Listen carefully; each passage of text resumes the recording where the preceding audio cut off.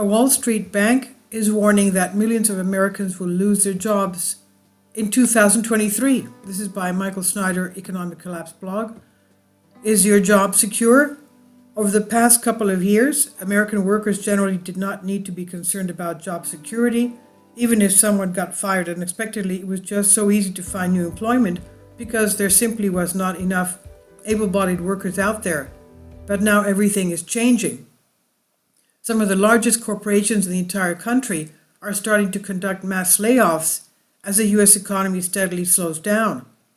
Unfortunately, it appears that a lot more pain is ahead. In fact, as you'll see below, one of Wall Street's biggest banks is ominously warning that millions of American workers will lose their jobs next year. Stories about mass layoffs are hitting the news at a fast and furious pace these days. For example, we just learned that a factory that makes Jeep Cherokees in northern Illinois will be laying off 1,350 workers. The company, which employs about 1,350 workers at the plant in Belvidere, Illinois, said the action will result in indefinite layoffs and it may not resume operations as it considers other options. Stellantis said the industry has been adversely affected by a multitude of factors like the ongoing COVID-19 pandemic and the global microchip shortage, but the most impactful challenge is the increasing cost related to the electrification of the automotive market. I was very sad to see that happen. Those that work in our automotive factories are some of the hardest working people in the entire nation. Other types of workers are losing their jobs in very large numbers as well. Earlier today, I came across a story about layoffs that will affect 1,800 employees that worked in phone kiosks inside Costco stores. Over 1,800 employees were laid off at Wireless Advocate, which operates a phone kiosk inside Costco wholesale stores.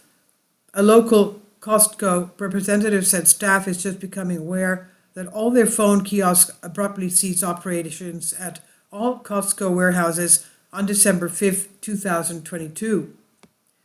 If you lose your job, I would try to find another one as rapidly as possible, because the longer you wait, the more people you are going to be competing against.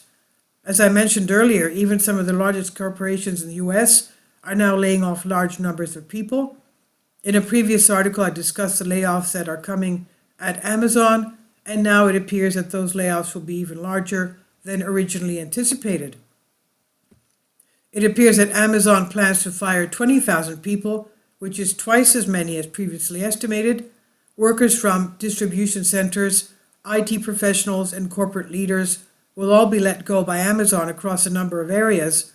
According to those with knowledge of the situation, Amazon layoffs will happen in the upcoming months. Staff at all levels are likely to be impacted because Amazon workers are ranked from level 1 to 7. The New York Times originally revealed that Amazon plans layoffs in mid-November, citing sources who said that as many as 10,000 workers would be let go. Sadly, the truth is that we are still only in the very early stages of this new crisis. Many more layoff announcements will be coming in the months ahead, and at this point, a division of Citibank is projecting that the U.S. economy will lose approximately 2 million jobs next year. The group said in its latest outlook report published this week that the economy could lose an estimated 2 million jobs in 2023 as the jobless rate climbs to 5.25%. We believe that the Fed's rate hikes and shrinking bond portfolio have been stringent enough to cause an economic contraction within 2023, the economists said in their report. And if the Fed does not pause rate hikes until it sees a contraction, a deeper recession may ensue. If we actually lost that many jobs, it would be catastrophic. Meanwhile, Americans are steadily getting poorer. From January to September, U.S. household wealth plunged by a whopping $13.5 trillion. Part of the reason this is happening is because home values are starting to fall quite rapidly. And they are going to fall even more if the Federal Reserve continues to raise interest rates. Unfortunately, Fed officials just keep telling us that more rate hikes are coming.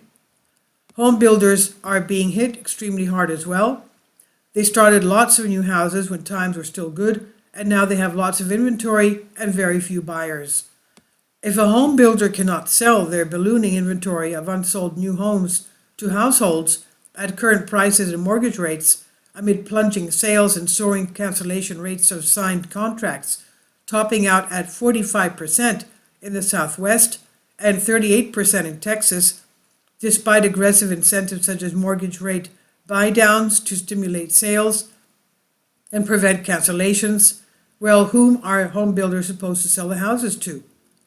Thanks to the Fed, the entire housing market is a giant mess at this point.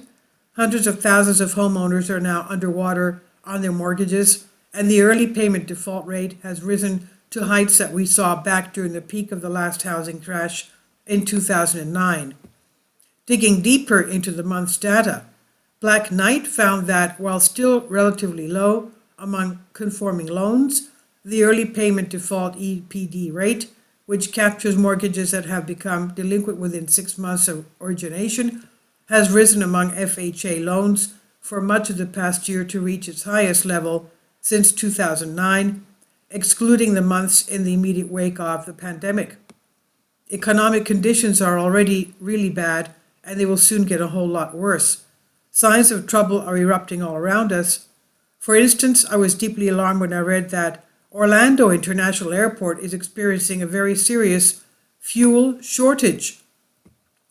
The Federal Aviation Administration is warning pilots that Orlando International Airport, MCO, is running low on fuel, and that could mean hiccups in the days ahead for travelers. In an official notice, the agency said that the airport could continue having supply issues through about 7 p.m. Tuesday, and suggests that airlines should be prepared to operate flights into the airport with enough fuel on board to fly back out. Can you imagine? I have never heard of an entire airport being short on fuel for an extended period of time before. Hopefully this is just a temporary setback. But what is not temporary are the long-term economic trends. They have all been going in the wrong direction for a long time, and now a moment of reckoning has arrived. Enjoy the next few weeks while you still can, because it appears that 2023 is going to be a very painful year. And it's finally here. Michael's new book titled End Times is now available in paperback and for the Kindle on Amazon. About the author, my name is Michael Snyder, he says, and my brand new book entitled End Times is now available on Amazon. In addition to my new book, I've written 6 other books that are available on Amazon, including 7-Year Apocalypse, Lost Prophecies of the Future of America, The Beginning of the End, and Living a Life That Really Matters, commissions earned. When you purchase any of these books, you help to support the work that I'm doing, and one way that you can really help is by sending copies as gifts to family and friends. Time is short, and I need help getting these warnings into the hands of as many people as possible. I've published thousands of articles on the Economic Collapse blog, End of the American Dream, and The Most Important News. And the articles that I publish on those sites are republished on dozens of other prominent websites all over the globe. I always freely and happily allow others to republish my articles on their websites, but I also ask that they include this about the author section with each article. The material contained in this article is for general information purposes only, and readers should consult licensed professionals before making any legal, business, financial, or health decisions.